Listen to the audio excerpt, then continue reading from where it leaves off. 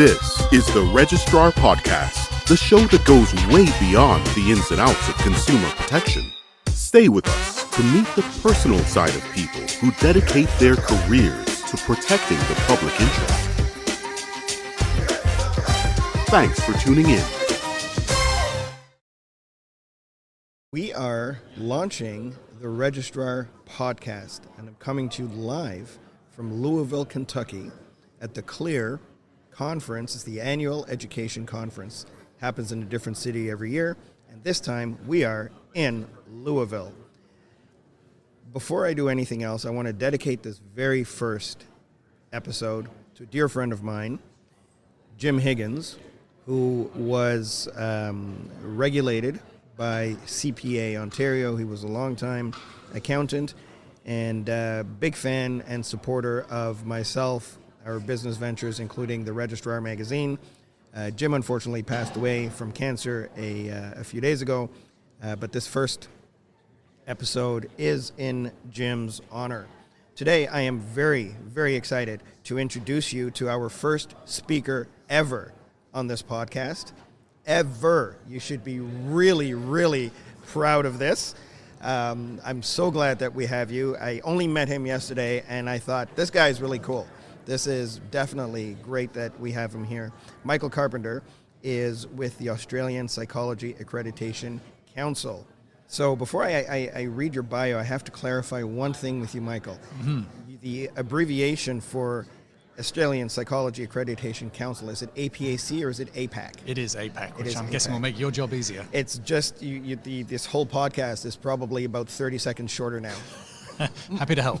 I'm so glad that you've clarified that. So Michael joined APAC as CEO in September 2017. He is passionate about building strong relationships and identifying opportunities to continually improve processes and services. Efficiency is definitely his middle name, it seems like. So committed to consumer protection, Michael does actually have a life outside of work, and we're going to have some fun chatting about that today. Outside of work, Michael spends most of his time trying to keep up with his two younger daughters, playing soccer, despite claiming to be too old, hacking around the occasional golf course, and playing his next ill-advised attempt of Tough Mudder. So before we go into other questions, I do have to ask you this. Now, being a North American, it might, to me, when I hear Tough Mudder, it sounds like the beginning of a really nasty Yo Mama joke. So perhaps what you can do is explain to me, what exactly is Tough Mudder? Right, well, you're right, it is very nasty. It's like a 20K cross-country run with obstacles. So it's just a long, tough obstacle course for grown-ups who should know better but don't. Wow, I would prefer the Yo Mama joke.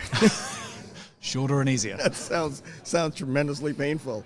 So, Michael, welcome to the U.S. I'm welcoming you to the U.S. as a Canadian citizen, but welcome to North America, I guess. Thank you anyway. What made you interested in consumer protection? So I was chatting to someone over coffee earlier, and we were just reflecting that nobody goes through school graduating saying they want to be a regulator, and most of us kind of find ourselves there really by chance. And that's what happened to me. But I think when you find yourself in regulation, you realize it's one of those professions that kind of operates in the background most of the time, and you know nothing about it until something goes wrong and it's on the front pages of the paper. Yes. Once you're on the inside and you realize what a lot of great work happens to protect the public, and our role primarily is about public safety, and it's really rewarding. Mm-hmm. And that's what gets me up every day, is knowing that we are hopefully making a positive difference. So and I do consider myself a regulator as well, even though I'm a service provider. Do you ever find that you need the services of regulatory bodies to help protect you because you yourself are a consumer and a patient? Oh, all the time. And I think one of the great things about sort of being on the inside is you kind of realize who the regulators are, what they do. You're in a privileged position to know how to access them, when you should access them, what they're doing in the background to keep me safe. So, that's fantastic. And I realize when I go to my doctor, my dentist, my physio, just all the things that are happening that mean I can hopefully trust the person who's providing that service to me. Do you ever have friends that reach out to you and say, hey, I need some help? And I'm kind of thinking about this like, those of us who have a friend who has a pickup truck, we'll use them to move. Or if you have somebody who is a doctor, you happen to invite them to dinner and you say, hey, I have this lump, can you take a look? Or you have a friend who is, I don't know, some other profession, and you want to use their profession to your personal benefit. Have you ever had somebody say, hey, you're a regulator, can you help me out? Oh, from time to time. My wife gets that all the time. She's a lawyer, so people come around for dinner, they get their free legal advice and save themselves thousands. People think, because you're a regulator, that you can recommend who they should go and see. Mm-hmm. And of course, that's not our job. We don't endorse professionals. Our focus is something completely different. So I can't help people the way they want to be helped. Yeah. But they still ask. They hear psychology, they hear regulation. They want to steer from you, and we can't do that, and we don't do that. We don't rank or rate the professionals. We just have a threshold they can't cross, and we manage them if they do. So we're not Yelp. We're here if you're in trouble, and we can definitely guide you through the process to come up with an outcome that hopefully is favorable to you as a consumer. Yeah, that's right. And, I can tell them what to look out for, things to think about. Our healthcare regulator in Australia has a register. You can check that as a member of the public. You can see if the person you're going to has been investigated, sanctioned in some way. So you can point people in that direction, because most members of the public have no idea where to start. Yeah, that's very true. And you are here from Australia. We're here in the U.S. I'm from Canada. I've met other people from Ireland. Are you in meeting people and knowing people in the sector? What do you see as the difference between licensing and professional regulation from Australia versus other countries such as the U.S. and Canada? Oh, look, I think the key thing is we have way more in common than we have different, and that's why we're here. I think when you look at a country like the US, it's very state-driven. Each state has its own boards or regulators, and their rules can be different. In Australia, we have 8 separate states or territories, but there tend to be kind of universal laws and rules that mean wherever you're practicing, one set of rules applies. So in many respects, I guess our model is more transparent and straightforward. So it's interesting speaking to American and Canadian colleagues who kind of have to work across those state borders and all the challenges that provides for them. So I think that's one of the big differences I see. Mm-hmm. Many of the other things are the same. We're still dealing with standards, public safety, people doing the wrong things. Doesn't matter where that's happening, the issues are the same. Yeah. So I got to ask you something. So you and I met for the first time yesterday, and I just need to mention to our listeners, the reason why you're hearing people chatting in the background is because we're not in a studio. We're actually at the annual education conference, and we are on the floor where all of the conference activity is happening. So there's people speaking to other vendors, people getting coffee. So I hope that you feel in some way that you are part of this conference. So Michael, when you and I met yesterday, we had this conversation, and I'm a world traveler. I am somebody who is probably a little bit more aware of people's accents. And I'm having this conversation with you, and I'm just shaking my head. I'm like, this man is just, he can't make up his mind. He's British, but he's Aussie. I can't figure this out. And I kept going back, well, he's British, no, he's Aussie. And I started to question myself and my skills at identifying people from where in the world they are. So I know that there's a bit of a British background there. So tell me about, where did you come from? How did you make it to Oz? And through all that, you've come to the U.S. for a few days. Tell me about your life. Fantastic. Look, you're not alone. I get that question a lot. So I was born and raised in Wales, in the UK. Went to university in England, lived there for 15 years. So ended up with a really neutral British accent. And then one day in the UK, I was out running, met a girl from Australia. I ran faster than her, so she couldn't get away. We got chatting. And 13 years ago, we moved back to Australia. She was from Melbourne, and we've lived there ever since. So that's home now. The Australians think I sound English. The English think I sound Australian. I'm lost wherever I go. Yeah, I fully get that. I kind of have a bit of an accent as well. When I travel, people tend not to ask me anything because I think they think that's just safer, but they know that it's not from around here.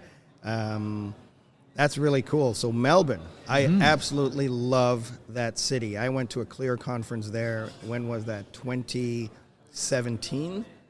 2017, 2018, 2017, Yeah. Early 2018. What an amazing city. It was like, it's almost like Toronto on steroids.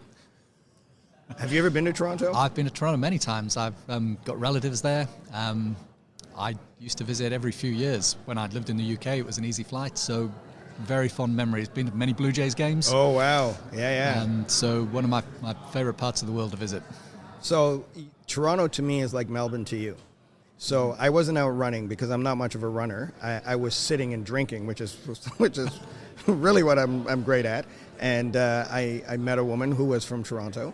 And I ended up moving to Toronto, and the rest is history. And we've now moved to the East Coast. But we both together went to Melbourne for that conference, and we both remarked what an incredible city it is. The people are really, really great. I have nothing bad to say about it. So I really hope that you can influence the powers that be and come up with something to get us to come back and hang out. Maybe we can podcast. I think that our producer here, Neil, who I should also introduce, is right here from Kentucky. Neil is totally good. I think you're okay, right? If you want to come to Kentucky, to Melbourne, cool. Feels like you've just pitched an international version of your podcast. I think I just have. I really think that I have.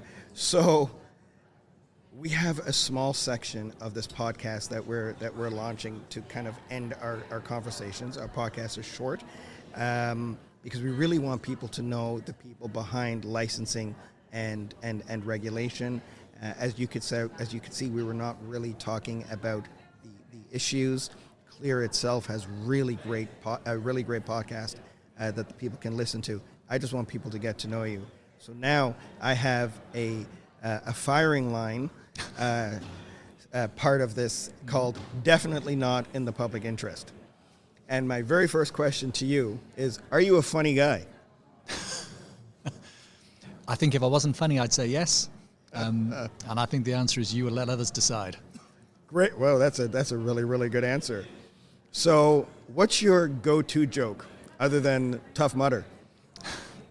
My kids' favorite joke is a knock-knock joke, which they tell everyone they meet for the first time, which is, and I'll try it on you, knock-knock. Who's there? Europe. Europe who? No, Europe who.